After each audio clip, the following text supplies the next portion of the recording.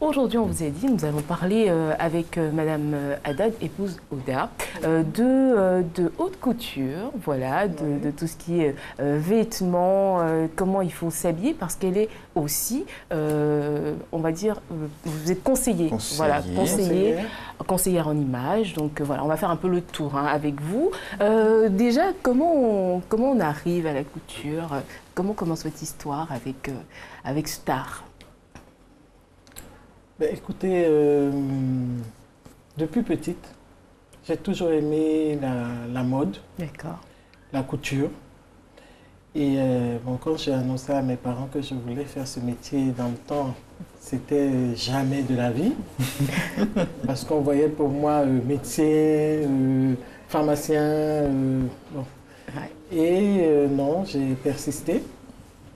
Et petit à petit, ben, avec ma persévérance, ben, je suis amenée, j'ai fait mes études, j'ai continué toutes mes études et je me suis lancée quand même dans ce que j'aimais. Et oui, vous êtes passionnée, vous êtes créatrice, professionnelle, ambitieuse, tellement de superlatifs qu'on pourrait utiliser dans cette émission. Eh bien, vous touchez à tout, surtout tout ce qui passe à la machine. Eh bien, vous avez parlé, vous êtes prof de style aussi à la base, patronnière, et vous avez étudié le corps de la femme. C'est quoi une patronnière? Ben, écoutez, une patronnière, c'est quelqu'un qui fait des patrons. Parce qu'on ne peut pas coudre un vêtement sans base. Donc, pour réaliser un vêtement, on est obligé d'avoir une base. Où se situent les épaules, où se situe l'encolure, où se situe la taille. Donc, on a des bases. Et ce sont des bases qui ont été créées depuis Mathusalem. Et c'est sur ces bases-là qu'on crée un patron. Et c'est avec ce patron-là qu'on réalise tous les différents vêtements. Oui, oui. Mais pourquoi est-ce qu'on utilise ce patron, son importance, vous l'avez dit, et puis dans la chaîne de confection, quel est l'avantage d'utiliser le patron? L'avantage qu'on a en utilisant un patron, c'est d'éviter les ratages. Son visage s'illumine. Ratage. Oui, elle va nous expliquer. Les ratages, c'est-à-dire qu'il faut éviter que, comme on dit, si l'épaule, entre guillemets, fait 15-14 cm, ben, qu'on évite que ça fasse 12. Sinon, ça reste très Sinon, ça reste très coincé. Voilà. Donc, on a ce gros problème-là. Et donc, c'est pour éviter les ratages. D'où l'importance. D'où l'importance d'un patron. Voilà. Eh bien, est-ce que les couturiers d'aujourd'hui, est-ce qu'ils utilisent fréquemment ce patron? Parce que on peut imaginer à quoi ressemble un patron, c'est des dessins très souvent sur des feuilles, mais quand nous, on part dans les ateliers, on ne sait pas si c'est dans l'arrière-atelier, on ne voit pas de patron. Est-ce qu'ils l'utilisent en ce moment? On va parler en pourcentage. On va parler de 10%. 10%. Pourquoi? Parce que ça fait perdre du temps. Ça fait perdre du temps. Bon, on a très souvent nos tailleurs de la place ont appris sur le tas. Voilà, donc on va très vite, on apprend vite. C'est comme la conduite. Très beaucoup ne font pas trop les cours. Voilà. Donc on apprend beaucoup sur le tas et donc on ne prend pas cette peine. Pourquoi on utilise un patron? Le patron, il y a une base. Et avec cette base-là, on se permet de faire des évaluations. Donc, comme dans le prêt-à-porter, on a taille 38, taille 40, 42 et ainsi de suite. Mais pour arriver à ce stade, il faut justement utiliser des patrons. Donc, si on a une cliente ou un client on prend ses mesures et on regarde les mesures correspondent à quelle taille. Un taille 42, un taille 44, un taille 50. Donc, on prend le patron adéquat et on travaille avec en ajustant ces mesures. Voilà. Mais après, vous nous parlez d'études pour arriver à ce que vous faites aujourd'hui. On se rend compte que tout le monde n'a pas forcément les moyens. Donc, on passe beaucoup en Côte d'Ivoire par l'apprentissage. Donc, voilà, on a envie de se lancer dans la couture. On va voir un tonton, une tante qui va nous emmener dans un atelier. On va apprendre sur le tas. Et du coup, on brûle pas mal d'étapes pour arriver à cela. Est-ce que après, on peut revenir et se former sur ça ou quand on est lancé, en général, c'est... Bon, c'est vrai que c'est difficile parce qu'une fois qu'on est lancé, on est lancé. On acquiert des habitudes. Voilà, on acquiert des habitudes. Et moi, particulièrement, j'ai eu à former des personnes qui sortaient, par exemple, d'une école. Bon, à l'école, elles ont appris toutes ces bases-là. Mais... dans la pratique, au quotidien, on essaie de zapper... C'est autre chose, voilà. On essaie de faire vite. Donc, ça, c'est mon combat aussi. Dans mon atelier, je m'arrache les cheveux, j'arrache les cheveux aussi de mon personnel. Mais bon, on réussit quand même. Est-ce que ce n'est pas les clients aussi qui vous emmènent à faire ça Les clients? Non. Non, je ne pense pas. D'accord. Non. Parce que quand on vient, on dépose un vêtement aujourd'hui, qu'on le veut pour demain, c'est sûr que bon, on se dit... Il faut qu'on ait le courage, il faut qu'on ait le courage de dire on peut ou on peut pas. On peut ou on peut pas. Mais voilà. Parlons des formes. Est-ce que c'est pas assez compliqué? C'est vrai, on a des tailles standards, mais est-ce que les formes qu'on retrouve ici, parce que vous avez étudié les formes, est-ce que ça correspond toujours aux mesures des patrons? Non. Ouais, expliquez-nous. Comment vous faites alors? C'est ingénieux, ça. Non, parce que les bases qu'on a, ce sont des bases européennes. Et les femmes africaines, vous savez, elles ont une morphologie assez spéciale. Ouais. Elles sont très fortes des hanches, et, elles sont bien en forme, telles que... Voilà, je n'ose pas dire le mot. Et donc, on adapte. On prend le patron, on relève et on adapte avec la forme de la cliente. Oui. Voilà. Et pour une personne qui a une forte poitrine, pour une femme par exemple, qui aimerait mettre en valeur, comment est-ce qu'elle devrait s'habiller pour qu'on puisse voir tous ses atouts sans pour autant être vulgaire? Mais écoutez, on a toujours dit que quand il y a du monde au balcon, c'est joli, en tout cas pour l'Afrique, c'est joli. Donc, ce n'est pas un complexe. Comme vous dites, il faut savoir le mettre en valeur, éviter de trop dévoiler, être soupçonné, afin qu'on puisse dire « Ah, ben, cette personne-là, elle a une très belle... elle est généreuse et tout ça », mais sans pour autant dévoiler. Le fait de mettre trop en valeur devient vulgaire. Donc, on peut faire une fente, comme vous allez voir tout à l'heure. On peut faire une fente très prononcée, mais c'est lorsque la personne bouge qu'on aperçoit plus ou moins. On peut faire des décolletés, parce que plus on est généreuse, moins il faut couvrir. Voilà. Il faut montrer. Et on observe souvent des ratés, on le dit sans juger personne. Quels sont les ratés que vous observez très souvent quand vous voyez des personnes dans la rue, hommes ou femmes? Pour les dames, la taille, la longueur de la taille n'est pas respectée. Donc on a soit une taille qui est cassée en hauteur, soit plus bas. On a des robes qui sont très courtes alors qu'on est très généreuse du bassin. Qu'est-ce qu'on a encore? On a des vêtements qui sont très serrés, pratiquement plaqués, où à peine on peut plier le bras. Qu'est-ce qu'on a encore? On va parler des hommes, puisque Franck est en train de chercher des petites noix ce matin. Oui, on va parler des hommes qui, par exemple, qui portent des pantalons hyper serrés, la nouvelle tendance. On a été chopés, on a même du mal à mettre la frappe. Est-ce que bon, c'est vrai que c'est la tendance, hein, on comprend, on appelle ça, c'est quoi? C'est des près du corps, voilà, des choses comme ça. Mais il y a quand même des normes dans. Il y a des normes, dans il y a les des normes. corps. On peut être slim, ce que les Anglais appellent slim, c'est près du corps, mais pas plaqué. Voilà. Donc voilà, il faut respirer.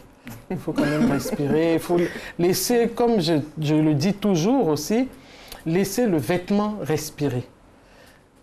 On le porte, certes, mais c'est de la matière. Donc, laissez le vêtement respirer. Si entre le vêtement et la peau, il n'y a pas d'air,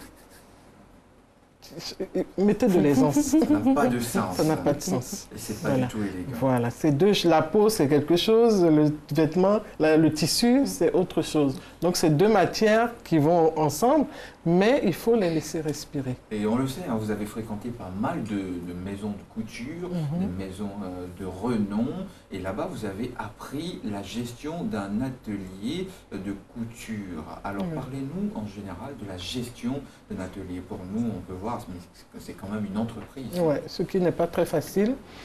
Il faut d'abord avoir la possibilité d'avoir une comptabilité, d'avoir du personnel adéquat, ce qui n'est pas très évident. On se permet aujourd'hui d'avoir un atelier de couture, mais très souvent qui a été mal géré et au bout de quelques années, on est obligé de fermer. Pour moi, lorsqu'on a un atelier de couture, c'est toute notre vie. Donc on ne peut pas se permettre de confier à des tailleurs et puis on fait autre chose. Non.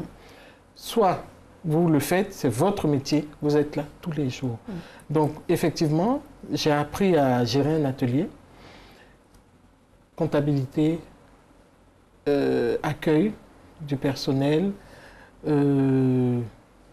gestion du personnel, comme une société. Comme une société. On ne peut pas se permettre de faire un atelier de couture et puis bon, c'est uniquement la couture. Non. Il faut respecter son respecter métier.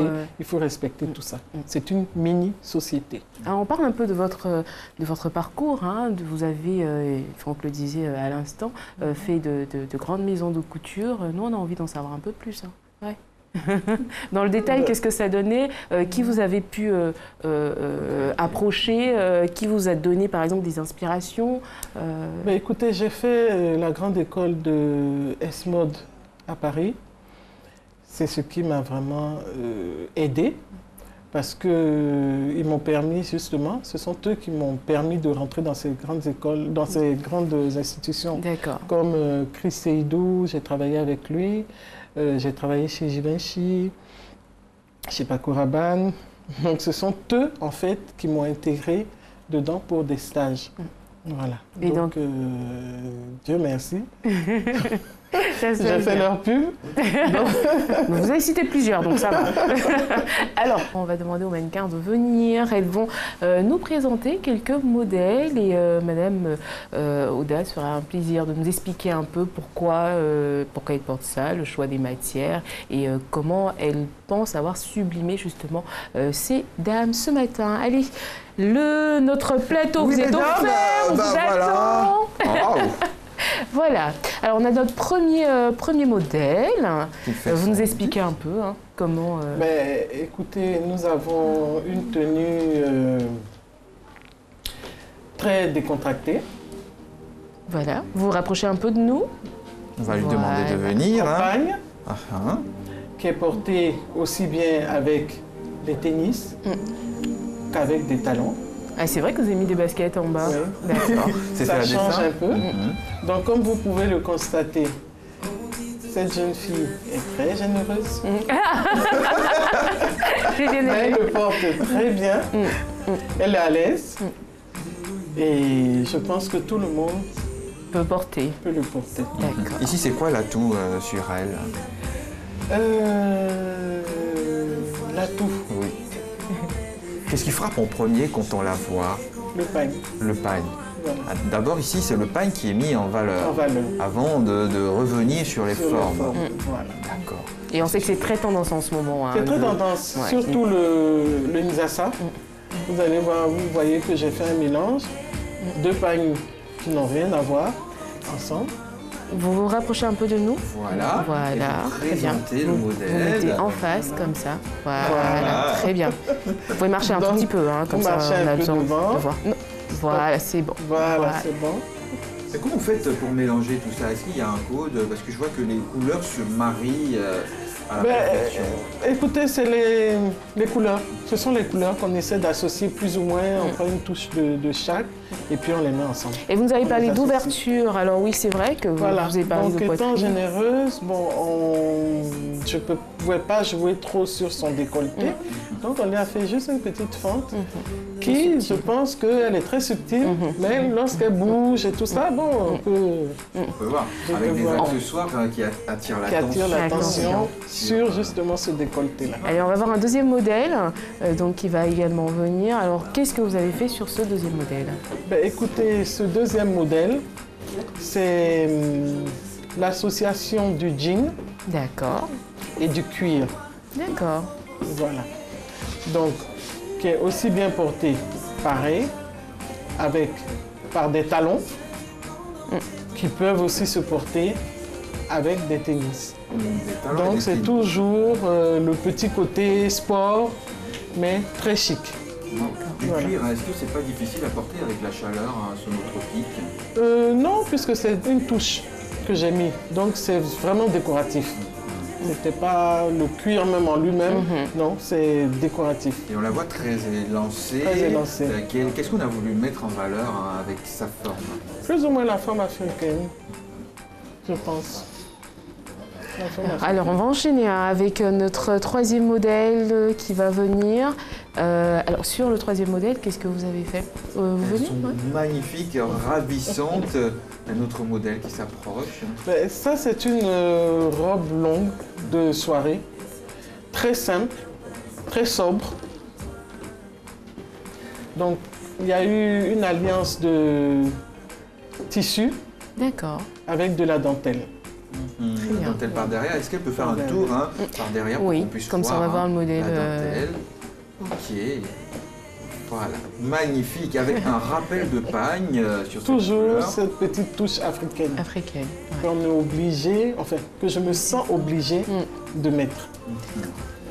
Avec la taille aussi. Hein. Bah, moi, je me régale. On va regarder de belles formes ce matin dans la matinale vacances.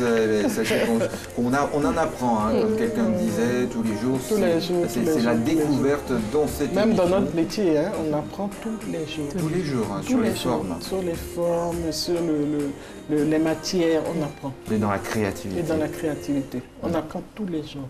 Et puis notre dernier cadeau, donc vous nous avez fait une robe de mariée. Le mari, oui. Oui, elle arrive. Waouh, avec la traîne. Une grosse traîne. Rouge et blanc. Oui, Rouge rouge et et blanc. blanc. Il fallait le faire. Hein. Ok. Et ce matin.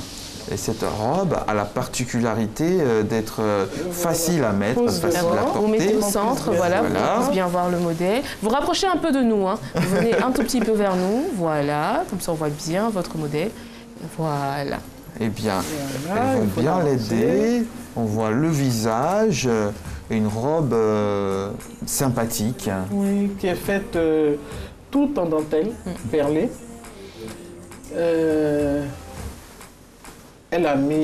On met la forme de la mariée un peu en valeur. Bon, elle n'est pas très généreuse, mais bon, c'est pas grave. Généralement, il faut combien d'essayages pour en Pour arriver à ce réaliser une résultat? robe de mariée, il nous faut... On a un mois de préparation. Et puis les essayages, ben, on peut aller à attention. 2, 3, 4, tout dépend du travail qu'on a à faire dessus. Sinon, la dentelle est souvent travaillée à la main. Parce que quand c'est perlé, ce qui veut dire qu'au moment de la coupe, on perd beaucoup de perles qu'il faut remettre à sa place. Ouais. Voilà, donc c'est tout ce temps-là qu'on met sur... C'est pour ça qu'on prend au moins minimum un mois. Un mois. Et pendant votre apprentissage, on sait que vous avez été petite main chez les couturiers. Eh oui, pense je suis que ça vous a passée servi. par là, hein. Je suis passée par la petite main, qui veut dire les ourlets, les repassages, je suis passée par Alors, là. c'est vrai, hein, c'est difficile de demander à une mariée de se déplacer. On va vous demander de vous mettre juste, voilà, Ok, juste à mais je vais le côté. faire, je suis galant. Allez-y, je vous laisse faire. Voilà, Ok. juste là, c'est bon. Non, Voilà. non, vous n'allez pas Non, trop loin. allez. Voilà, Voilà. exactement. Là, vous êtes bien. Très, très bien. On est galant. Comme ça, on vous voit C'est gentil. finir de commenter votre modèle. Voilà. Mais pourquoi Donc- du rouge sur du blanc? Ben, on aurait pu prendre une autre couleur. C'était la couleur de la mariée. D'accord. Voilà. Donc, Il a demandé cette couleur. on a des couleurs, il y en a qui veulent du rouge, il y en a qui veulent du bleu, il y en a qui veulent de toutes les couleurs. Donc, change. on a mis cette petite touche-là. Et généralement, qu'est-ce que vous conseillez aux femmes qui viennent vous voir? Elles ont un rêve, une conception de leur robe de princesse. Et quand vous regardez leur forme, leur morphologie, qu'est-ce que vous leur conseillez? Bon, très souvent, effectivement, la mariée vient avec son idée, qui n'est pas toujours, ce qu'il faut. Donc, on ne choque pas, on ne la déçoit pas. On essaie de lui faire comprendre que, bon, par rapport à tes formes, par rapport même à la tendance, par rapport à différentes choses, voilà ce que je peux te proposer, voilà. Et puis, en douceur, on essaie de l'amener à changer plus ou moins son modèle qui, je pense, n'était pas tout à fait adapté à sa forme. Donc, en général, ça se passe bien.